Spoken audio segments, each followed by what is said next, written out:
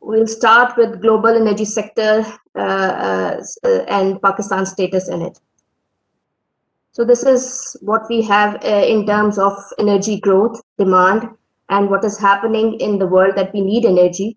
And every day there is an explosive growth of energy. Secondly, what we have is limited available resources, and they're also expensive when we talk about fossil fuels, as a result of which we have global warming and greenhouse gas emissions.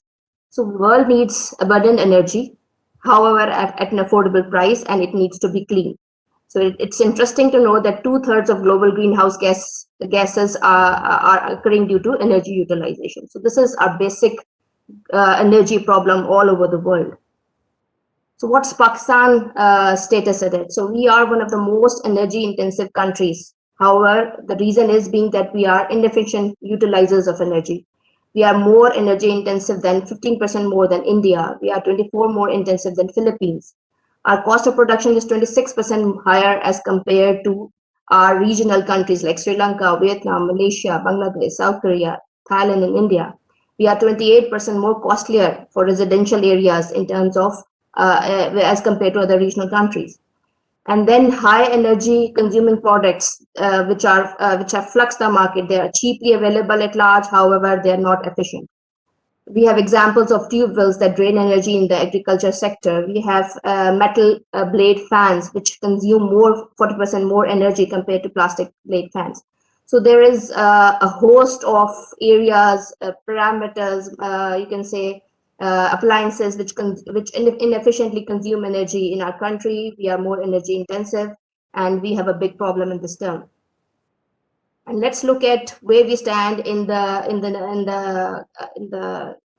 as compared to other countries. So we have this index which we call the energy trilemma. And this energy trilemma and 2020 ranking, it states that according to 3 parameters: energy security, energy equity, and energy environmental sustainability. So security in terms of supply and reliability, equity in terms of affordability and accessibility, and environmental sustainability in terms of supply and demand. So here you see it's an index which measures country on these 3 parameters. And according to 2020 ranking, you can see, and there it's a grading system. We have an A for the best performance and D for the worst one. So Denmark, as you can say, has a AAA rating, and this is the score of Denmark. Similarly, India has a rating of BCD. Unfortunately, Pakistan ranking is DDD, and it's not a very good ranking. And the trilemma score is 48.2, and we have energy security ranking, which is 99, equity ranking 93, and environmental sustainability ranking 22. So in the League of Nations, you can see here, you can see Pakistan lies over here, and this is the bottom 25% among all the countries. So we are in a poor situation in terms of energy trilemma. So what's the solution? Solution is to have energy innovation in terms of technology. Global energy innovation solutions, they talk about utilizing critical infrastructure and technology. So why don't we utilize upgrade the transmission and distribution grid with newer technology, newer grids, and better and improved situation. Innovative grid technologies, they play a key role in addressing energy transition, and such as HVDC, grid access for offshore and wind parks, increased utilization of existing infrastructure. Then renewable integration into the system, smart grids, policy framework, digital technologies like blockchain. We have to reduce emissions, carbon emissions, GHG gas emissions, and finally we come to energy efficiency. So the solution is a multi-faceted one. However, energy efficiency is a part of it, and a very strong part of it. So what's the potential of Pakistan when we talk about energy efficiency and conservation? According to NECA and PICA, we have a potential of saving 20 to 25 megawatts of energy if we have energy efficient appliances. And there's a huge potential to conserve energy in Pakistan, not just this one, but also additional measures can be taken, and we have a huge potential to do this. So let's look at the fact that what's the barrier to adoption of energy efficient technologies? Why don't we go and adopt them very quickly and then move towards a better improved situation with reference to energy? So we have there's not a single market. The barriers include that there's not a single market. There are hundreds of end users, thousands of intermediaries, and millions of consumers.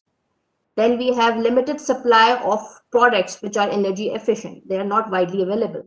We have lack of information. I'll come back to this point again. We have lack of funds to invest in energy efficiency measures, often resulting from constraints imposed within the financial system. We have fiscal or regulatory policies. So my point of view today is to focus on lack of information or incomplete information on energy efficiency options for businesses, households, and other venues. So where does this information lie? How can we acquire it? How can we analyze it and then prepare a solution? That's the question that I'm going to look at today. So digitizing or digitalizing the grid. This is the solution which holds the key to our problems. Data is the heart of any digitalization activity. Okay, the data challenge, the challenges of digitization. So we have the whole supply chain. We have the electricity generation, distribution, storage requirements, and we have to have applications such as EV charging, ingesting energy from distributed power sources, balancing the supply and demand through microgrids, and then meeting the stability of the grid. This can be only made possible using digital technologies and coordination exchange of data on a massive scale. So you can see over here that I've shown you a slide where we have some data regarding the IoT devices, and this data shows that we are going to have a large number of devices from 2019 to 2030, and the IoT connected devices in the world, they are growing from 7.6 billion to 24.1 billion, with tripling from US dollar 465 billion to over 1.5 trillion. So our whole world is going to remain connected, to be connected, and our grid, why not our grid can be connected? So let's see.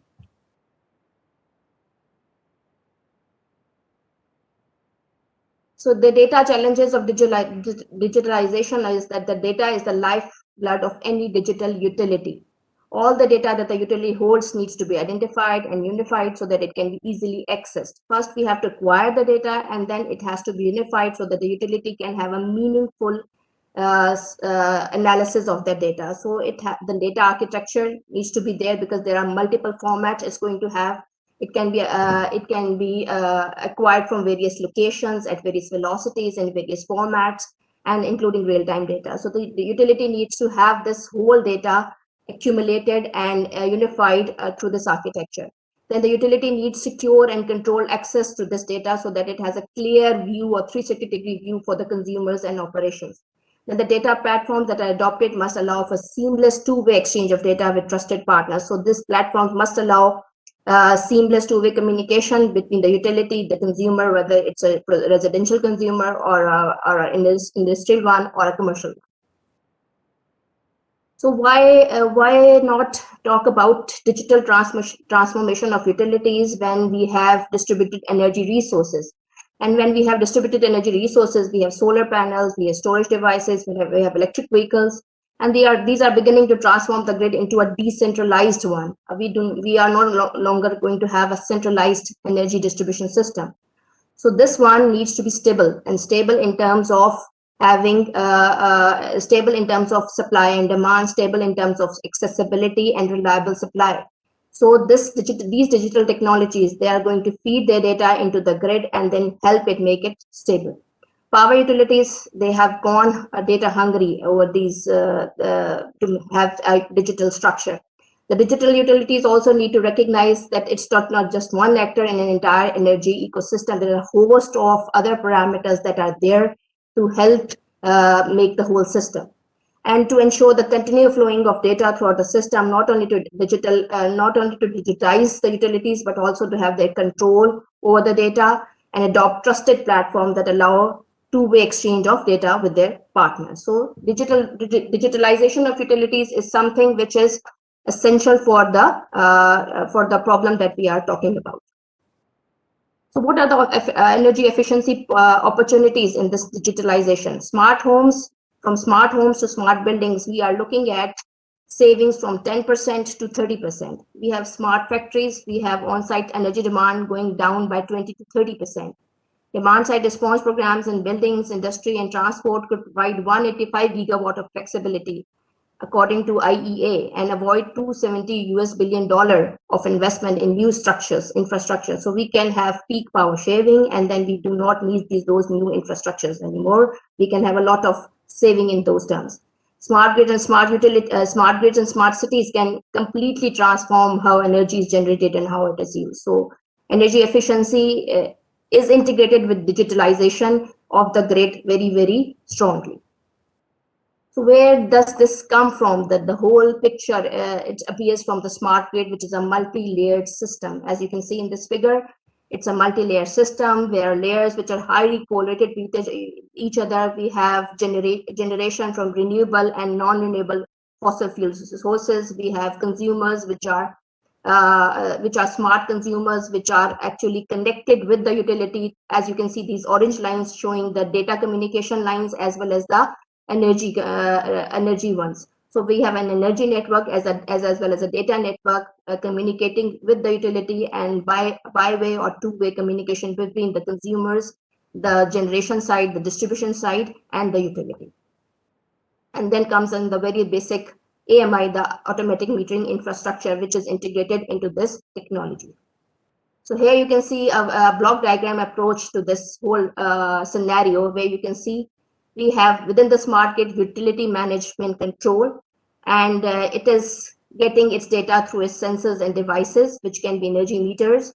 It is analyzing the data, which can be historical data, usage prediction, demand side prediction, and then it is providing solution in terms of demand supply prediction, load balancing, dynamic price generation, and so on. Outcome is cost and resource saving. So in this whole scenario, you can see we have the integration of intelligent devices sending in data, programming, or you can say machine learning or artificial intelligence analyzing and proposing solutions, and the outcomes comes in terms of saving and of costs. So this is an advanced metering infrastructure, as you can see, and this advanced metering infrastructure, we have intelligent, you can say, or smart meters, which are communicating with the utility through their meters. We have this communication network, as you can see, between various users and the utility. So our automatic metering at the heart of the automatic metering infrastructure is a smart meter, which is actually a meter which gives us various parameters in terms of time-based timestamp data. It provides consumption data for consumer and utility. It can also do net metering. It can point out grid failure and outages. It can remotely turn on and off operation or appliances. It has load limiting for demand response. And it can also provide us a large number of parameters for power quality measurements and monitoring, like such as current, voltage, active and reactive power, and so on. It can also help in theft detection and then communicate with other intelligent devices. So utilizing smart meters, we have this AMI infrastructure, and AMI infrastructure then in the end tells us, what does it tell us? It tells us that we have a communication network, a meter data management system, and smart meters collect timestamp data, and this data is communicated to the AMI host systems. This data then is managed, validated, and cleansed so that it can be made available to the utility service provider. AMI enables two-way communication between various layers of the system, and also enables flexible operations. AMI makes smart meter capable to accept commands and act accordingly. Therefore, we have an automatic metering infrastructure where the smart meter is at the heart of it, which sends data, helps acquire the consumer behavior, and then helps us analyze it and then post solutions accordingly. So for the optimized operation in terms of energy mix or distributed energy resources, we can utilize this AMI infrastructure. Then comes, now we have the data. We talked about digitalization of the utility. We first wanted data. We have the data through smart metering, and AMI, the infrastructure is there. Now what happens to this data? This data needs to be analyzed. And now let's talk about data analytics when we talk about energy efficiency in the distribution grid. So data analytics, there are three types of analytics. Four types of analytics. We have descriptive, diagnostic, predictive, and prescriptive. So as you see, as the potential for of each of these diagnostic increases for business models, the complexity of the analysis also increases. Through various techniques of data analytics, we can have visualization and we can have meaningful patterns of how the data can be utilized, how it gives us interesting information from or meaningful information from the what we are because it's going to be a huge data that we're going to collect. We need to extract meaningful information from it and visualize it so that we can put it to our own use. So let's see how this analytics helps. So if you look at this figure, we have the information. This descriptive analysis tells us what's happening to the in terms of the data we have. Why did it happen will be in terms of diagnostic analytics. Then what is likely to happen will be in terms of predictive analytics. And then prescriptive analytics is going to tell us the best outcome in terms of events. So these are the various types of data analytics, and let's see how they are applied in terms of our problem. So data analytics and grid modernization, the descriptive model can help describe the consumer behavior for demand response programs. Diagnostic models are used to understand specific consumer behaviors and analyze their power-related decisions.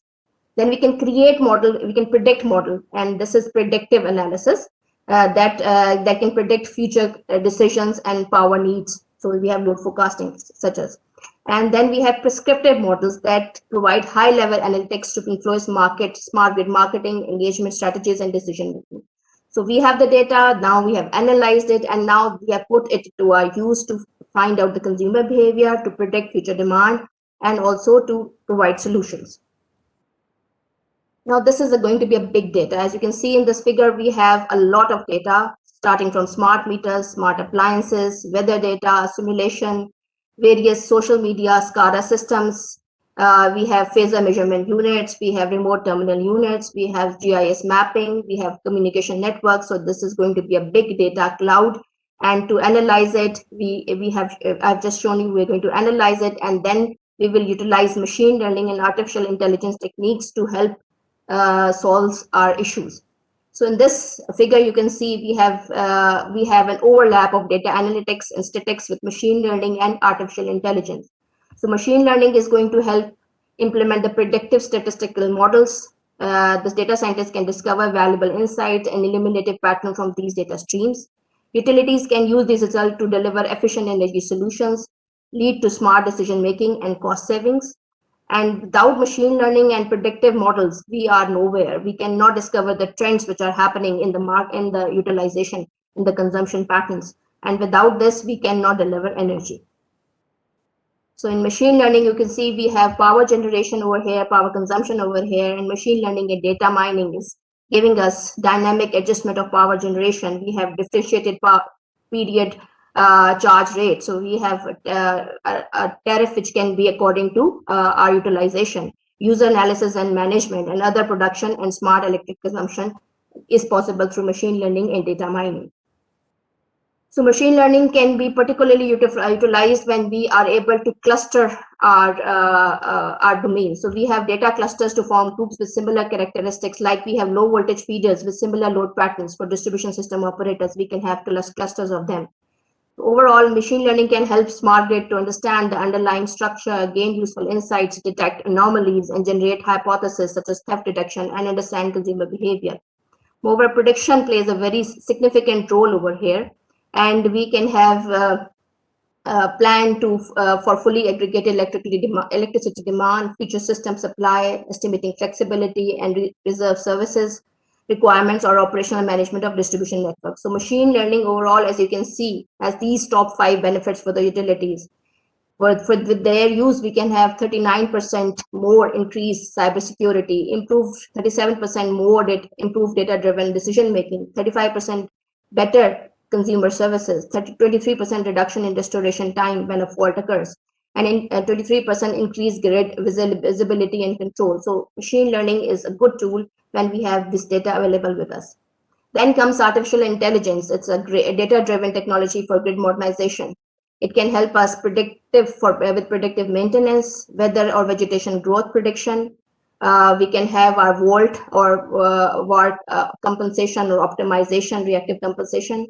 estimating times to restoration of services. So once there is a fault occurs or the restoration is required, AI can help us estimate the time.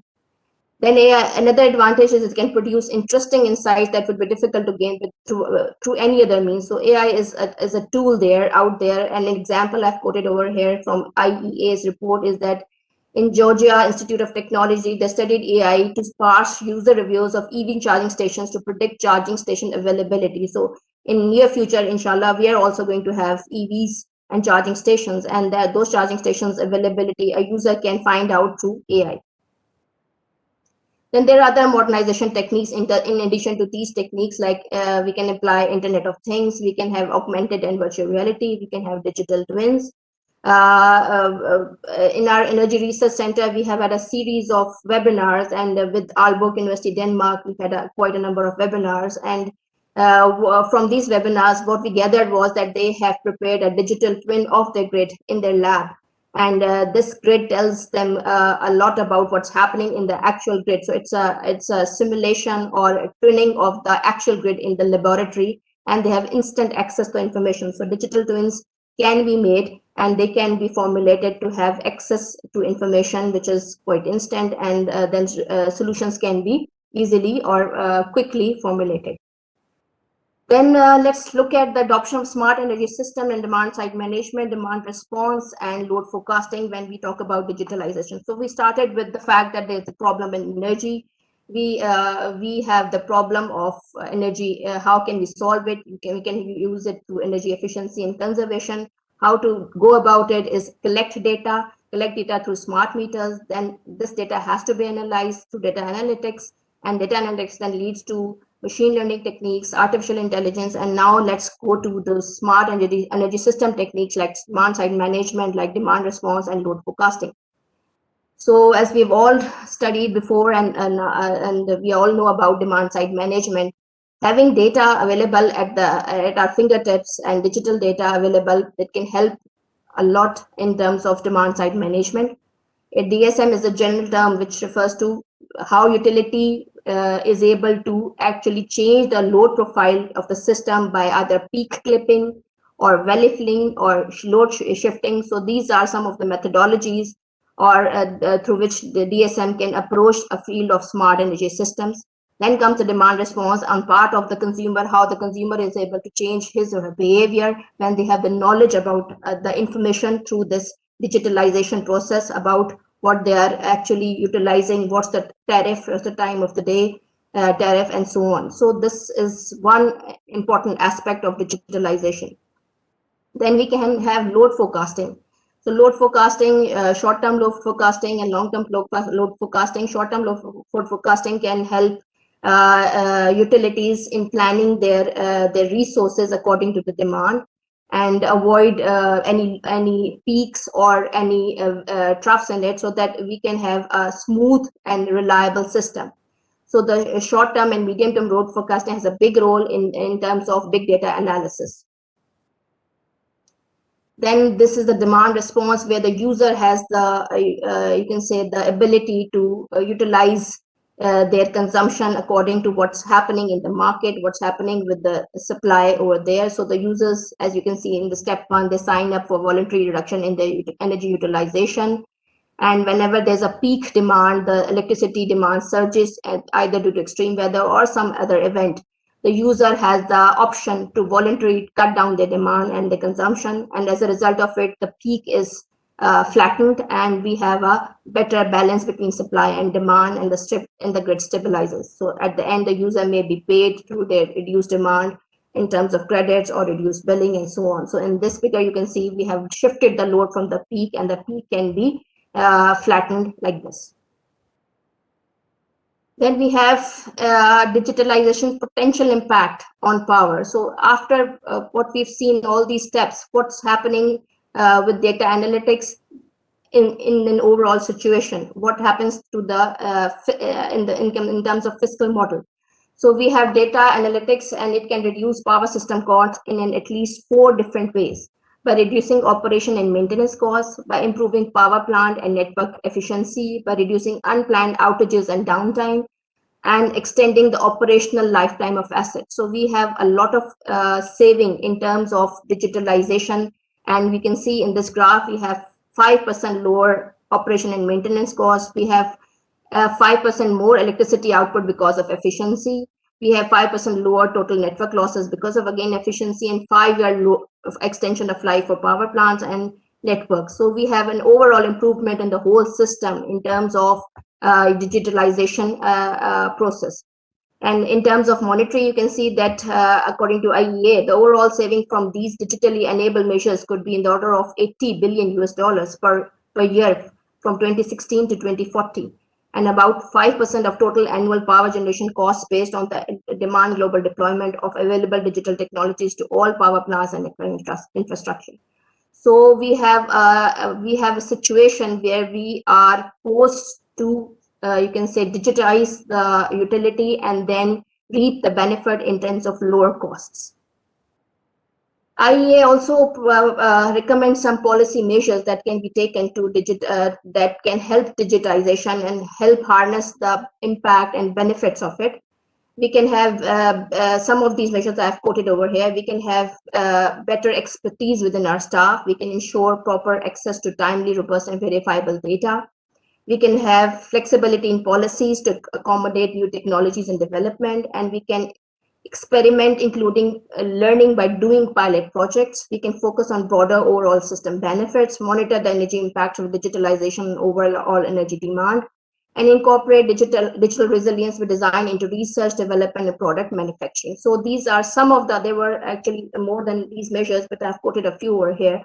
So these policy measures, they are not only recommended just for developed countries, they can be also adopted by countries like us. So let's see if what we are doing right now in our country. So this is our Pakistan's R&D program, energy efficiency. So these are some of the examples of renewables that we have in place or are actually working in Pakistan. And this is something which is going to help us with the overall energy situation. So this was Pakistan and renewables. These projects are actually in place right now in Pakistan. What we can do through our own efforts, we can have academic programs, we can have research centers working on energy efficiency, policies, measures, products. Government agencies like AEDB, NECA, and PICA, they're already doing work on it, and they're doing very good work on it. However, more needs to be done, and we need to involve more, you can say, fabrics of society in it, not just technicians or engineers, but also the general consumer needs to know how to, and NECA, I believe, is doing good work. They have actually initiated a training of trainers program for energy auditors, and they're training auditors for the industry.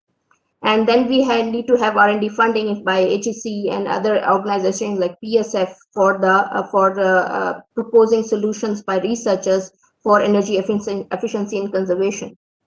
So I would like to conclude my talk that there are critical needs which need to be addressed by energy innovation solutions, and these solutions need to be customized to Pakistan's requirement.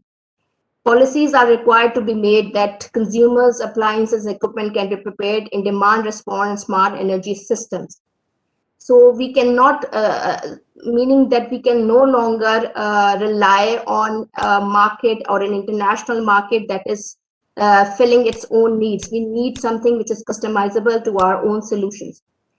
R&D activities to focus on energy innovation solutions such as energy digitization, energy efficiency and conservation, incorporation of new technologies such as microgrids, etc. Capacity building for R&D, energy efficiency and conservation. I believe a lot needs to be done in this. The government is trying to do this. However, academia needs to put in its own effort, and we need to do this capacity building so that we have a better workforce to counter our inefficient utilization of energy.